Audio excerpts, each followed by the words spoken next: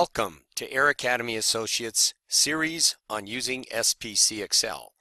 This video clip is the first of 4 on control charts. In this video clip, we will give a brief review of control charts to give you enough information to understand what makes them work and how SPC Excel implements these control charts. We will also introduce the first of 4 control charts that we will cover in this video series, namely the IMR chart. IMR stands for Individuals with Moving Range Chart. Recall that the control chart represents the voice of the process and that its purpose is to identify outliers, shifts, and trends in the data over time. A control chart is constructed first by establishing a baseline set of data, typically of at least 20 data points if possible. SPC Excel then calculates the mean of this baseline data and uses that as the center line. Then SPC Excel will calculate the upper and lower control limits at plus or minus 3 sigma above and below the center line. As you recall, plus or minus 3 sigma should capture about 99% of the natural variation of the process performance measures.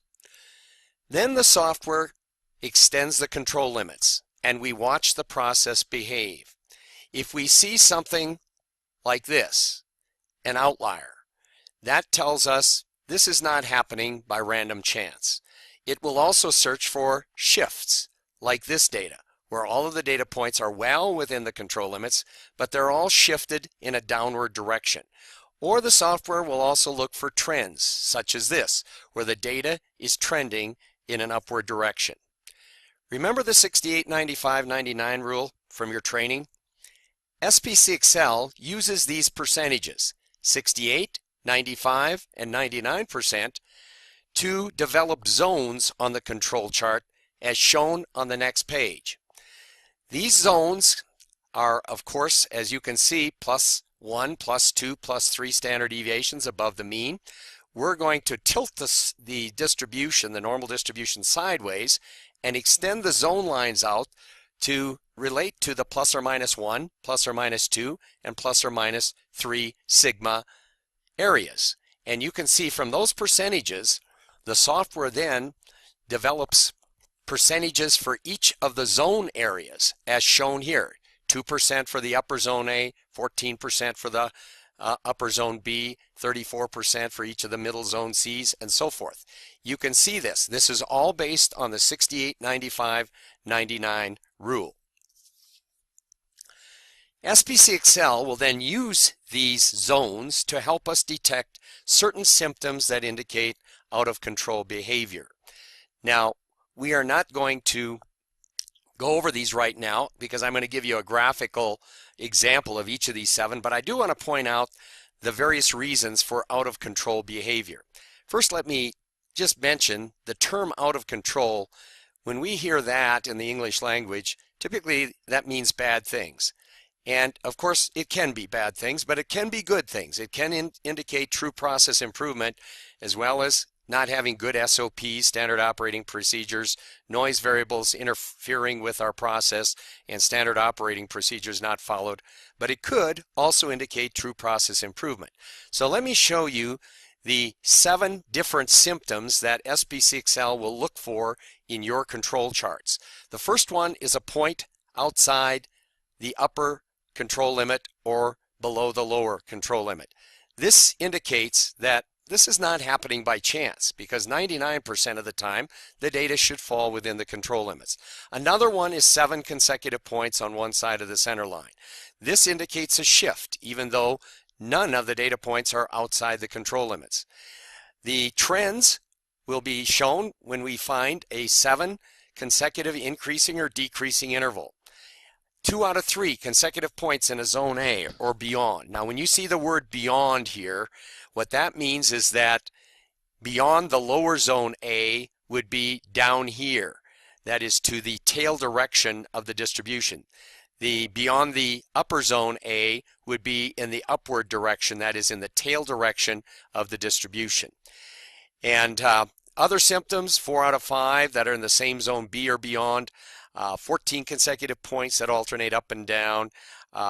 And in this case, this is the last of the 7, and you have too many data points in the center of the distribution, where the first 6, the data seems to be too far away from the center line.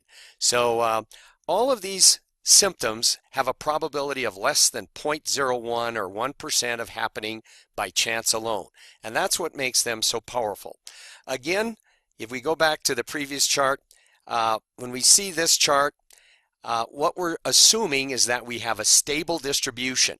And when those symptoms occur, it's indicating we do not have a stable distribution. This distribution could be shifting up or down over time, or becoming taller and narrower, or broader and wider.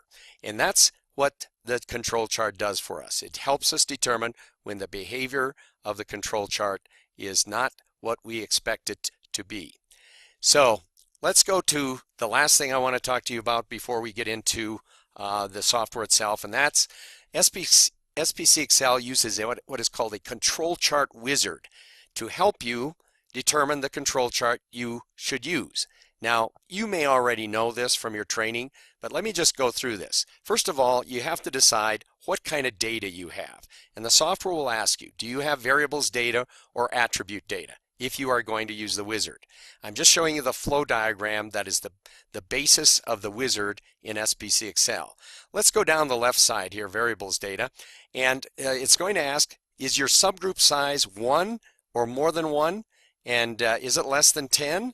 If it is 1, you're going to use the IMR chart. That is an individual point. You're going to plot individual points with a moving range. And if it's more than 1, between 2 and 9, you'll use an XBAR chart. Those are the 2 charts that you should know as a practitioner of process performance improvement. There is another chart called the XBAR S in SPC Excel, but this is for data when, for example, if you have 10 data points on Monday, 12 on Tuesday, 14 on Wednesday, and you're using the subgroup as a day, and a subgroup could be a month, a subgroup could be an hour, depending on how fast the data come in. But typically, even if the subgroup sizes are not fixed or not constant, you can make them constant by sampling from the subgroup itself, and the XBAR chart can always be used. So those are the 2 charts on this side of the ledger that you will want to know, and we will talk about IMR today in this video clip.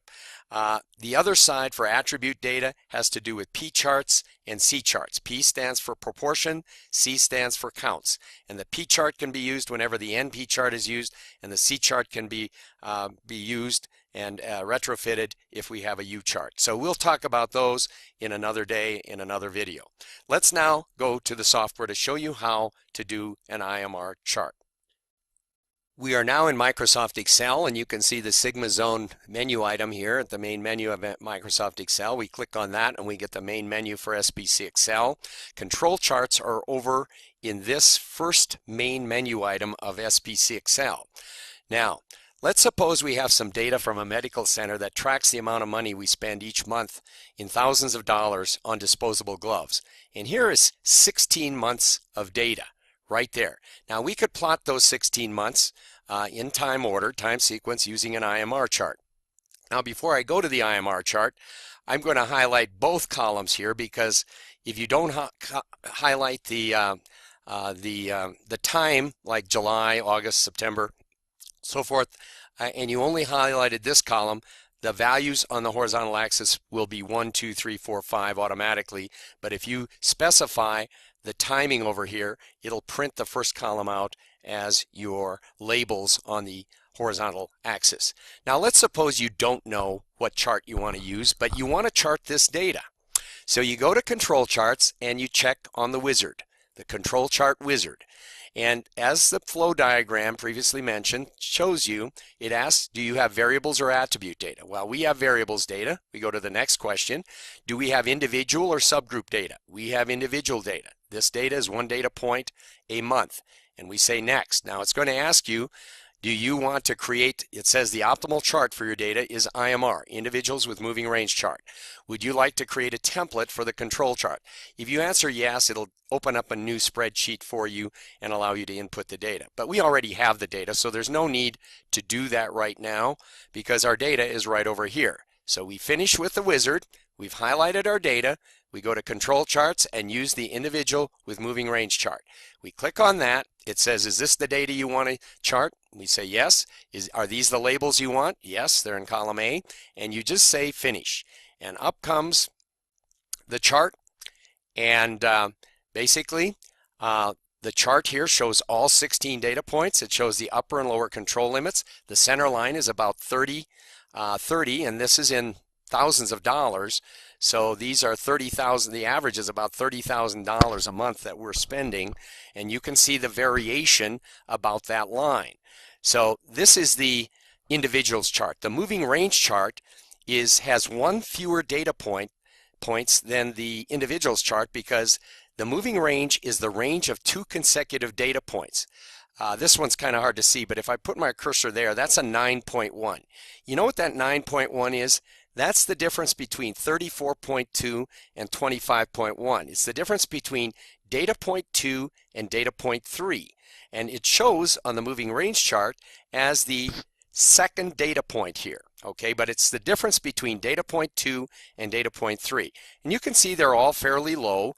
There's no red data points to show significant outliers or anything like that in this data, and neither is this. All blue points indicate there are none of the symptoms that we talked about before, and this chart would be deemed as in control. So there's no random out of random fluctuations occurring. None of those 7 symptoms were occurring. But let's go back to the raw data now. So the team wanted to see if there's any trends in the data. There is not. But let's say we have a new data point, and let's just say it's 10.1, and that comes from the next month. So we put that in, we go back to the individuals chart, and it reminds us, the software knows that you've added a data point in the column where your data that was already plotted exists. And so we want to go into Sigma Zone and we want to update the chart to add that additional data point. And there it is. It shows in red. Why? Because it's one of the symptoms. It's a point outside the control limit. It's symptom number 1. Your out of control symptoms can be seen right here. You can show all of them or you can show none of them. Okay, that's a blue point then. You can show just the ones that exceed, and that's the only symptom there is, and it will show whatever symptoms you want to be seen in red. And that's kind of nice because it allows you to look at all the symptoms individually if you care to do so.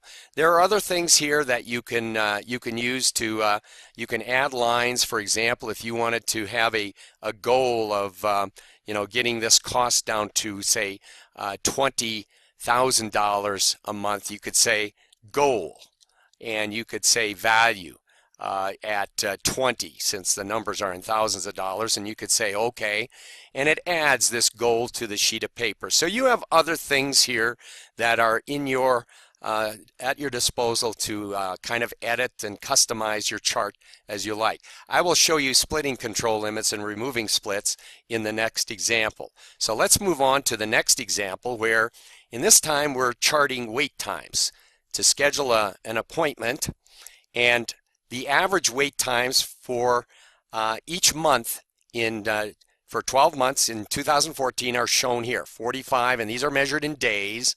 And so let's suppose we want to do an individual's chart with that and use the January through December 2014 data as the baseline data. We're going to use that as the baseline data, and the reason why is in late 2014 a project was conducted to improve or reduce these wait times. And then we're going to compare the new data after the process has been improved, supposedly improved, to see if improvement really did happen. So let's go do the IMR chart for the baseline data, and we'll see if there are any. By the way, you should always check the histogram on an IMR chart, simply because the zone rules will are applicable only for normal distributions. You want to check to see if you've got a normal distribution, and of course you have the histogram here that shows that it's normal, and you have the moving range chart, and you have the individuals chart. Now these are for times again. These are for appointment times, and the vertical axis is measured in days. Now I'm going to change this vertical axis because we're not using all the sheet here. I'm going to change this, double click on that, come over here and go down to 20. 20, and yeah, I guess that's okay. It'll spread it out a little bit more because I know what's going to happen here when we add on the next data point. So this chart, again, all blue points. It's not detecting any out of control symptoms, but now let's add on these data points right there, okay? And let's go to the individuals chart, and let's do what we did before. Let's update the chart with the 2015 data. Now here is where you're starting to see some red data points. This process has obviously changed. These are not the right control limits for our new process starting in January of 2015. So these red things, again, you have more symptoms here. We're showing all of them right now. That's the default. If we show the exceeds, well, these guys, all 7 of these are below the lower control limit. If you look at the center line, well, all 7 of them are below the center line as well. So you might have multiple symptoms occurring with the same group of points as shown here, the zone A, and that's this zone right here. These points are all well beyond zone A. So that symptom is there, and the zone B, of course, adds these points because it's already, the control chart is already starting to see a change in this area of the control chart. So the bottom line is we know what is causing this behavior, and it's good behavior. Why? Smaller is better. Smaller number of days is better. So we're going to what we call split the control limits. So I'm going to come up here to split the control limits, and I'm going to do that in January because that's when our new process started, January of 2015. So we say okay, and here are your new control limits for the new process. The variation, the natural variation, that is the distance between the control limits, hasn't changed much, but what has changed is the average. So the average was 45 days before. The new process is indicating it's jumping down to about 32 days. So good improvement there. And so you can get that by splitting the control limits. You can remove the control limits. You can add lines, like I said. This is a great little way to show improvement is by using the IMR chart when you have data such as this. So that's about what we wanted to cover in the IMR. It's probably the most commonly used chart there is because we get one data point in a particular time increment and we want to plot that data over time, and then we get charts that look like this. And if we split limits, this is your new set of control limits going forward. This was the old process. Obviously, those control limits weren't good for this new process, so we changed the control limits, and now these are your new control limits going forward. Thank you very much for watching, and I hope this was a good introduction to control charts in general and the individuals with moving range chart as well. Thank you very much.